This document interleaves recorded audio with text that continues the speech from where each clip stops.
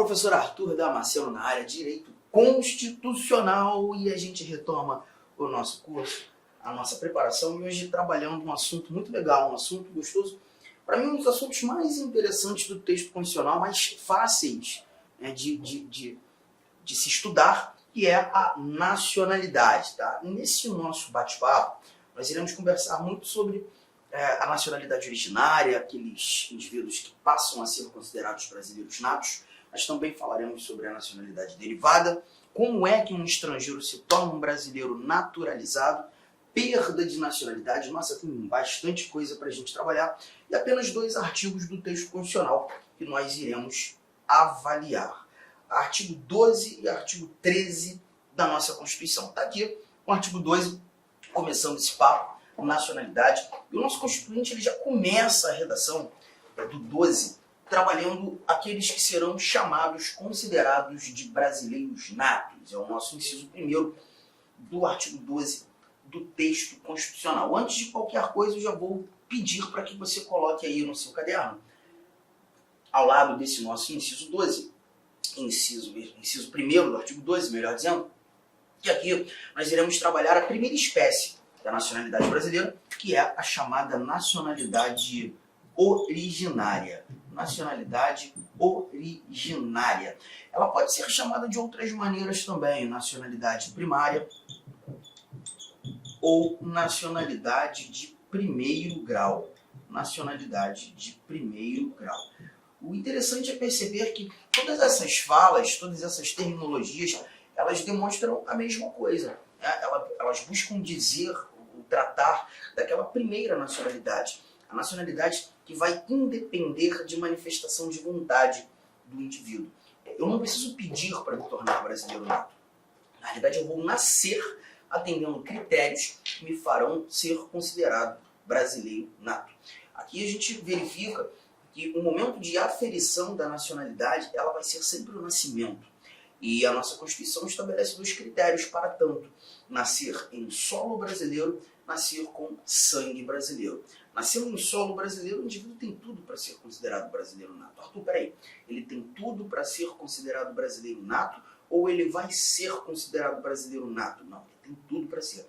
Essa nossa linha A, ela já vai mostrar uma exceção. Um momento em que quando o indivíduo nasce em solo brasileiro, ele não é considerado brasileiro. Virando aqui o nosso slide, nós temos 2 linhas, a linha B e a linha C. Nós já iremos encontrar o critério de sangue, o critério sanguíneo, que a gente costuma chamar de ius sanguinis. Nesse momento, não me interessa onde o indivíduo nasceu. Ele pode muito bem nascer fora do Brasil e ainda assim ser considerado brasileiro nato. Da mesma forma, algumas particularidades devem ser examinadas, devem ser avaliadas quando analisando essas 2 linhas, a B e a C. Mas vamos por partes, vamos começar aqui trazendo a nossa linha A. Tá? São brasileiros natos. Letra A, os nascidos na República Federativa do Brasil, ainda que de pais estrangeiros, desde que estes não estejam a serviço de seu país. Bom, pera lá, vamos colocar aqui a primeira coisa, olhando para essa nossa linha A, analisar efetivamente onde nasceu o indivíduo. E a gente percebe os nascidos na República Federativa do Brasil.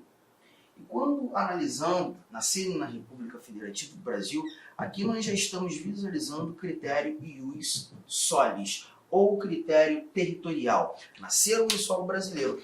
Legal, porque quando a Constituição fala do critério ius solis, diz pra gente os nascidos na República Federativa do Brasil, ainda que os pais sejam estrangeiros. Num primeiro momento, nem me interessa a nacionalidade dos pais. Ainda que os pais sejam estrangeiros, esse indivíduo tem tudo para ser considerado um brasileiro nato. Arthur, mas tem desde que aí, né, uma condição, sim, olha aqui, ó, desde que estes não estejam a serviço de seu país.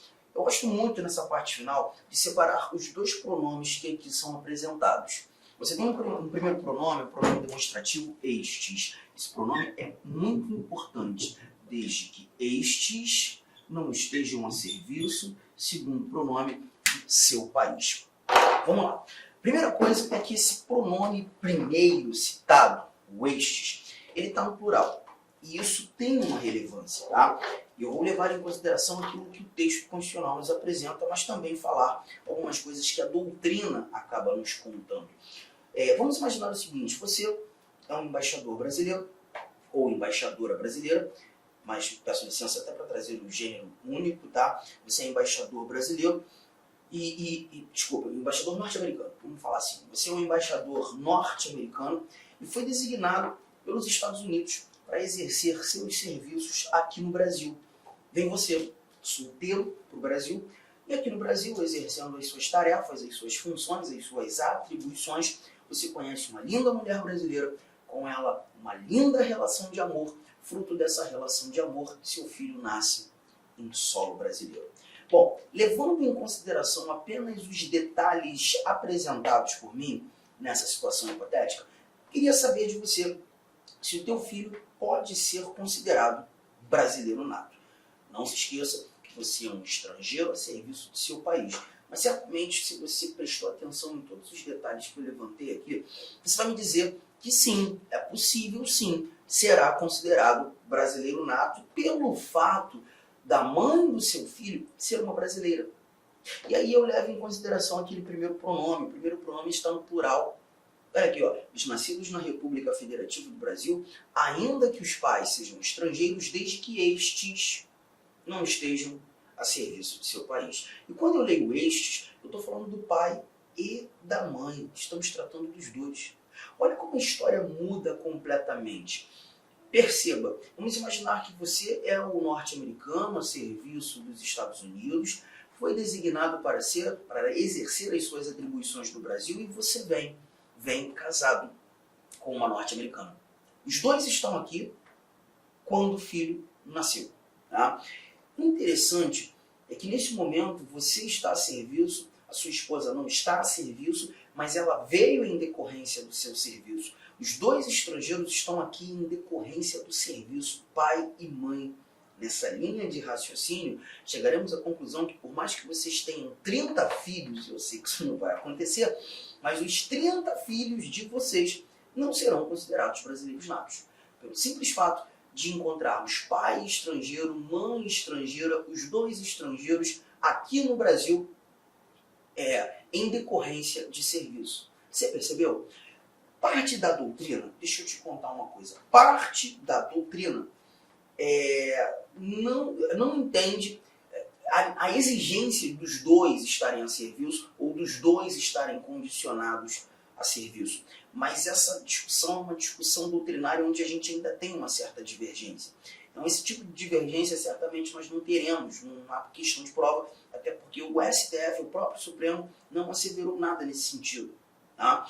Mas a ideia seria, para estes que assim entendem, é que se porventura você é um estrangeiro que veio a serviço e conhece uma estrangeira no Brasil, o filho de vocês não seria considerado brasileiro nato também.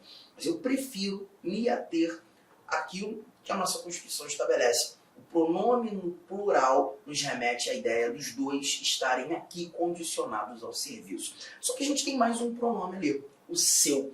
E quando eu trago esse segundo pronome, eu me lembro de uma questão que a gente teve há um tempo atrás, CESP, justamente sobre nacionalidade. Foi CESP que trouxe essa questão. Foi na última prova de consultor legislativo da Câmara dos Deputados. E a questão foi boa porque o CESP reuniu alguns elementos muito interessantes. Ele disse o seguinte naquela questão. Era uma mulher argentina e um homem canadense. Mas eu preciso que você guarde essas nacionalidades. Ela argentina, ele canadense. Ambos foram contratados pela República do Uruguai. Eita! E estavam no Brasil a serviço do Uruguai quando o filho nasceu. Mas vocês acreditam que o CESP afirmou que esse menino que nasceu no Brasil deveria ser considerado brasileiro nato? E aí, nessa questão, se porventura pintasse algo do gênero na tua prova, você marcaria certo ou marcaria errado? Esse filho seria considerado brasileiro nato? E a resposta que eu tenho para te dar é sim. Sim, seria considerado brasileiro nato. Arthur, mas os pais não estão a serviço? Sim, mas perceba o início da história, eu te contei que ela era argentina e ele era argentino. Desculpa, e ele era canadense. Os pais estavam a serviço de um outro país, não o seu país. E esses dados são importantíssimos. Levem em consideração aqueles dois pronomes, desde que estes não estejam a serviço de seu país. Tudo bem, gente? Firmeza, tranquilo. Então, olha aqui, ó, matamos com facilidade essa primeira informação, critério de solo. Vamos avançar. Vamos para a nossa próxima linha. Deixa eu limpar aqui essas anotações da linha A, para que consigamos examinar aquilo que o Constituinte tem para nos contar nessa nossa a linha B. Aqui a leitura traz, ó, os nascidos no estrangeiro, de pai brasileiro ou mãe brasileira, desde que qualquer deles esteja a serviço da República Federativa do Brasil. Aqui muda bastante, porque perceba, não estão nascendo no Brasil, agora estão nascendo fora do Brasil. Os nascidos no estrangeiro, com mais um detalhe, pai brasileiro ou mãe brasileira. Cuidado que você tem que ter.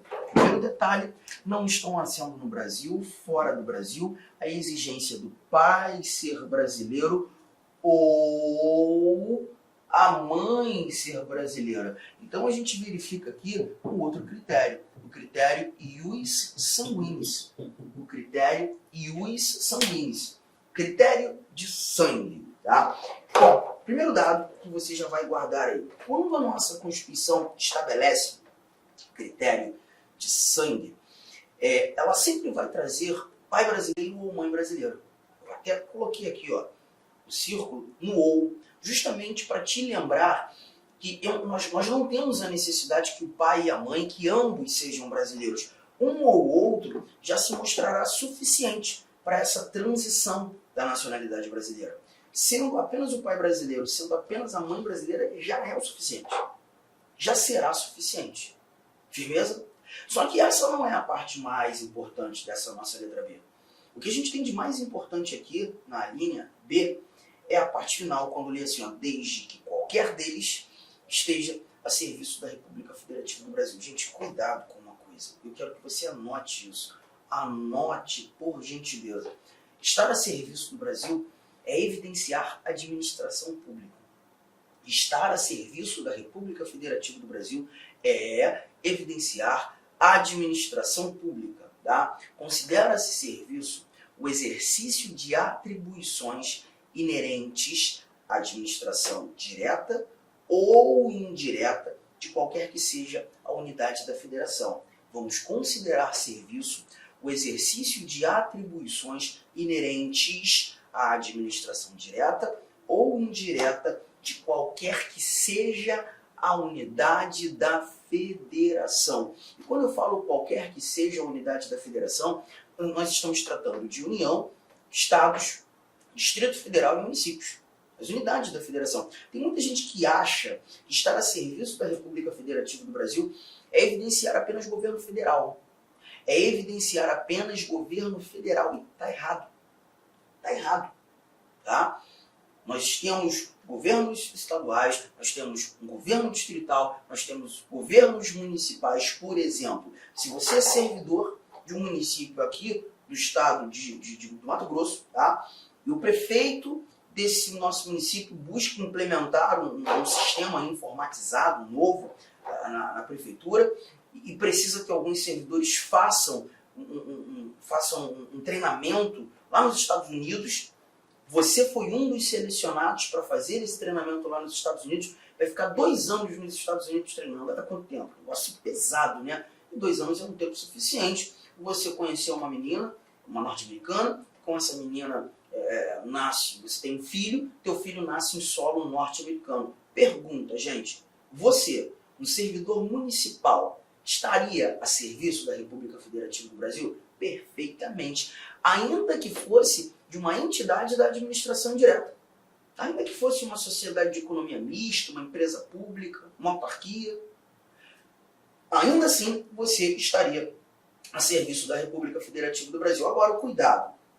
Tem muita questão que vai trazer atletas, por exemplo.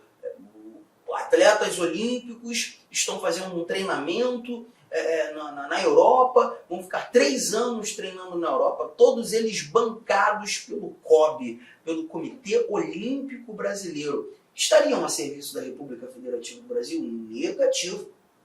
Porque Comitê Olímpico Brasileiro, essas confederações desportivas, essas federações, agremiações, nada tem a ver com a administração pública. Ah, mas não está representando o Brasil? Ah, mas em situações desportivas, não tem nada a ver com a administração pública, não tem nada a ver com o poder público. Então a gente não está enxergando serviço. Firmeza? Agora, retomando aquela ideia de você ser um servidor municipal, teu filho nasceu nos Estados Unidos nesse período, no período do treinamento, você está exercendo atribuições inerentes a uma administração local, o teu filho é brasileiro e com um cuidado. Você não precisa fazer literalmente nada para considerar ou para ter o seu filho considerado brasileiro nato de imediato. E certamente um ou outro aqui comigo já deve ter ouvido ou lido que quando um pai brasileiro, quando uma mãe brasileira vê seu filho nascendo fora do Brasil, ele precisa fazer o registro do filho numa repartição brasileira competente, uma embaixada brasileira, um consulado brasileiro, não é isso que a gente escuta? Pois é, mas nessa situação, nessa circunstância, você não precisa. Gente, guarda uma coisa, olha para mim, presta atenção. Bastará ter lido na questão, bastará ter lido no enunciado daquela questão que o pai brasileiro, que a mãe brasileira estavam a serviço da República Federativa do Brasil para que o filho seja considerado brasileiro nato de imediato. Ponto. Independentemente de onde venha a ser registrado. Seja numa repartição brasileira, seja numa repartição estrangeira. Está a serviço da República Federativa do Brasil, é brasileiro nato. Tamo junto. Então aqui, ó, a linha B nos mostrou essa recomendação. Os nascidos no estrangeiro, teu filho nasceu nos Estados Unidos, pai brasileiro ou mãe brasileira, a mãe não é brasileira, mas você é, bastou, suficiente. Desde que qualquer deles, você, esteja a serviço da República Federativa do Brasil, ponto final. Gente, fácil. Aí, a Cláudia, que está nos assistindo aqui agora, a Cláudia manda um WhatsApp para mim e fala assim, professor, eu estou brincando, tá? Vamos fingir. A Cláudia diz, professor, meu filho também nasceu nos Estados Unidos. Eu, o que tem, Cláudia? Pois é, mas eu não estava a serviço da República Federativa do Brasil nesse contexto. E aí, meu filho vai ser considerado brasileiro? Eu viro para a Cláudia e falo assim, Cláudia, olha, ele tem tudo para ser considerado brasileiro sim, tá? Mas não vai ser com base na letra A.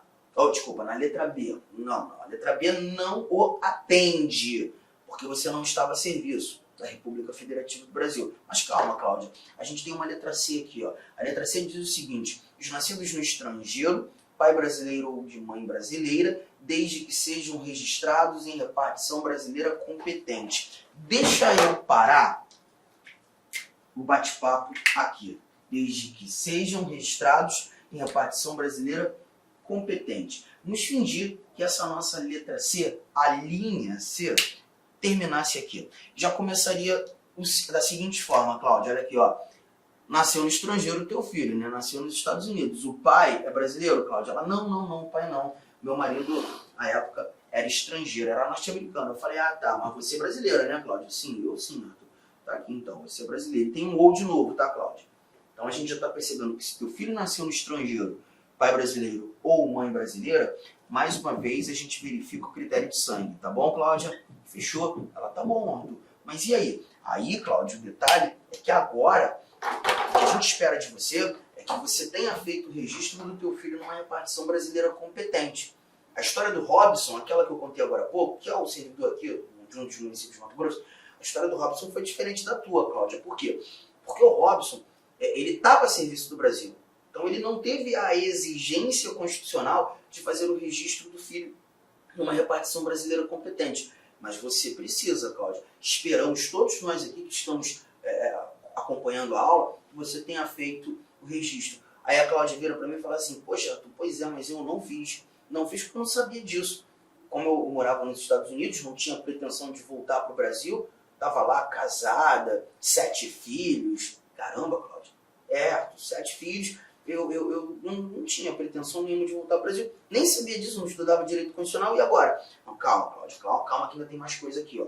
desde que sejam registrados em repartição brasileira competente, já que você não fez, ou venham a residir na República Federativa do Brasil e optem em qualquer tempo, depois de atingida a maioridade, pela nacionalidade brasileira. Então, Cláudio, o que a gente percebe aqui é que nessa segunda parte, o caminho não é mais para você, tá? O caminho vai ter que ser para o teu filho. É o teu filho que precisa vir ao Brasil, residir no Brasil e optar pela nacionalidade brasileira depois de atingida a maioridade em diante, qualquer tempo após atingida a maioridade. Cláudio, vamos fazer o seguinte, vamos colocar essa letra B e essa letra C no quadro, tá? E é a história do nosso amigo Robson, que está aqui com a gente também acompanhando a aula, e a história sua, Cláudio, que está aqui com a gente acompanhando a aula. Bom, o que a gente viu na letra B foi critério sanguíneo e os sanguíneos, quando verifica o critério de sangue pai ou mãe brasileira, só que o detalhe preponderante aqui era estar a serviço da República Federativa do Brasil. O Robson estava. Você não, né, Cláudia? Então, peraí, letra C para você. Cláudia, os nascidos no estrangeiro, pai brasileiro ou mãe brasileira, mais uma vez o critério e os sanguíneos. Deixa eu colocar aqui, pai ou mãe brasileira. Só que nesse caso, como você não estava a serviço, a exigência do registro em repartição brasileira competente. Aí a Cláudia fala, Arthur, mas eu não fiz o registro. Calma, Cláudia, eu sei. A gente está sabendo. Aí eu boto um ou aqui, ó. Ou venham a residir na República Federativa do Brasil, o vir, o residir, e optem em qualquer tempo, depois de atingida a maioridade pela nacionalidade brasileira. Então agora o caminho passou a ser realmente para o teu filho, Cláudio. Ele precisa vir ao Brasil, residir aqui no Brasil e ratificar a nacionalidade brasileira. Tudo bem? Tranquilo? Bom, deixa eu comentar algumas coisas. A gente leu optem, né, no artigo 12, inciso 1º, letra C. Optem. Só que o importante lembrar é que essa palavra opção, aqui citada, o valor semântico é de confirmação, é de ratificação. Porque pensa comigo, Cláudia, o teu filho, ele nasceu com o direito de ser brasileiro, ele carrega sangue, você é brasileira. E se o teu filho nasceu com o direito de ser brasileiro, pois carrega sangue, ele não precisa escolher. Eu sei que o melhor valor semântico, a palavra opção seria escolha, né? Quem faz uma opção faz uma escolha. Todavia, nesse caso não. Nesse caso, essa opção é uma confirmação, uma ratificação. O seu filho precisa confirmar a nacionalidade brasileira. Só que tem um detalhe. Para que o seu filho faça a confirmação, a ratificação, ele precisa vir ao Brasil, ele precisa residir no Brasil, e essa ratificação só poderá ser feita quando ele completar 18 anos. A Cláudia já está me mandando mensagem aqui, ó. A Cláudia já está me falando assim, poxa, deixa eu te contar um pouco mais da minha vida. Eu me separei lá do norte-americano, rapaz, que cara fanfarrão. Nem vou contar a história aqui porque eu não quero ficar expondo muito a minha vida, mas ó, valia nada. E aí eu me separei daquele norte-americano, trouxe meus filhos todos aqui para o Brasil, e o meu filho, esse da história aí, né, o meu filho, ele veio com 2 anos de idade. Então ele veio e passou a residir no Brasil com 2 anos de idade, até ele completar 18, vai demorar um bom tempo, Arthur. Será que eu, mamãe, Cláudia, não posso fazer essa ratificação pelo meu filho, enquanto ele é menor? E aí a resposta que eu vou te dar, Cláudia, é não, não pode não. Não pode não, porque essa ratificação tem caráter personalíssimo. Cláudia, só teu filho poderá fazer essa ratificação. Somente ele. E quando completar 18. Infelizmente, você nada poderá fazer pelo seu filho nesse período, tá? E aí a Cláudia já estava mandando mensagem aqui, ó. A mulher não para. Ela fala assim, mas e aí? E até meu filho completar 18 anos, ele não pode ser considerado brasileiro? Cláudia, tem coisa que a nossa Constituição não responde. Mas quando a Constituição não responde, e o Supremo Tribunal Federal deve ser provocado nesse sentido, é o Supremo que vai trazer as orientações, como devemos nos posturar. A interpretação do texto constitucional é feita pela Corte de Cúpula do nosso Judiciário. E o Supremo tem uma resposta. Eu só preciso que todos vocês deem aquele print aqui, por gentileza, nessa parte, porque agora a gente vai tratar de como o STF se posturou julgando um recurso extraordinário no ano de 2004. Tem um bom tempo, né? Mas a história é justamente semelhante a essa que você está vivendo, Cláudia. O julgamento do recurso extraordinário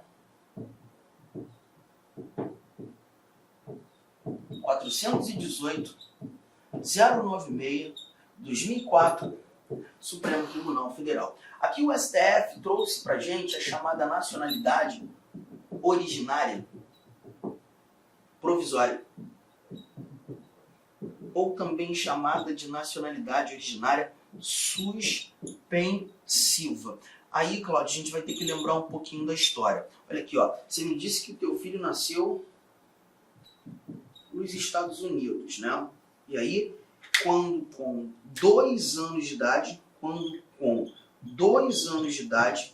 ele vem viver no Brasil. Passou a residir no Brasil. Já chegamos à conclusão que o teu filho, que chegou com 2 anos de idade, ele só vai poder fazer essa ratificação quando ele alcançar 18 anos. A opção, né? Ele só vai poder fazer essa opção quando ele alcançar 18 anos. E aí o Supremo entende o seguinte: a partir do momento em que seu filho passa a residir no Brasil, ele passa a ser considerado brasileiro nato, mas provisoriamente. Porque ele tem uma obrigação, quando alcançando 18, fazer a opção, fazer a ratificação. Se ele não ratificar, Cláudia, quando com 18 anos, a nacionalidade dele entra em caráter de suspensão, até que ele confirme. Tudo bem? É assim que funciona. Então, ó, a partir do momento em que passou a residir no Brasil, ele já passou a ser considerado brasileiro nato de imediato.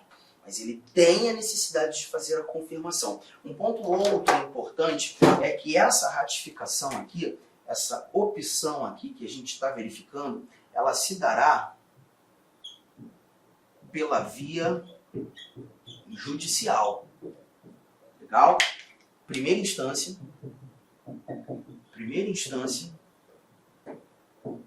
da Justiça Federal. Isso aqui você vai encontrar, Cláudia, lá no artigo 109, inciso 10 da Constituição. Depois você vai dar um confere lá, tá? Mas aqui eu só quero lembrá-los que é um processo judicial. Cláudia, você precisa de um advogado, obviamente, para homologar a nacionalidade do seu filho, tá? E aí, olá, meus amigos, minhas amigas, eu sou o professor Lac. Inicialmente eu peço licença para vocês, eu peço desculpa, pois eu interrompi os seus estudos, mas o propósito desse vídeo no YouTube ele é para divulgar o nosso trabalho, para que o aluno se depare com os nossos professores, com a nossa metodologia. Papo sério, esse curso nosso aqui é super atualizado, ele é ponto a ponto do edital. Esse curso aqui você pode ter absoluta certeza que aqui você vai conseguir adquirir todo o conhecimento necessário suficiente para aprovação. Essa aula representa apenas 30% da aula. Se você quiser assistir os 70% restantes, quer ter o PDF dessa videoaula, se você deseja ainda, tá? Deseja ainda estudar pelo nosso Personal Coach, que é a nossa metodologia, investimento, olha só, super promoção, não tem desculpa, apenas uma parcela de R$ 159,90. Vai ser o seu melhor investimento, vai ser um excelente custo-benefício, a aprendizagem que você vai ter.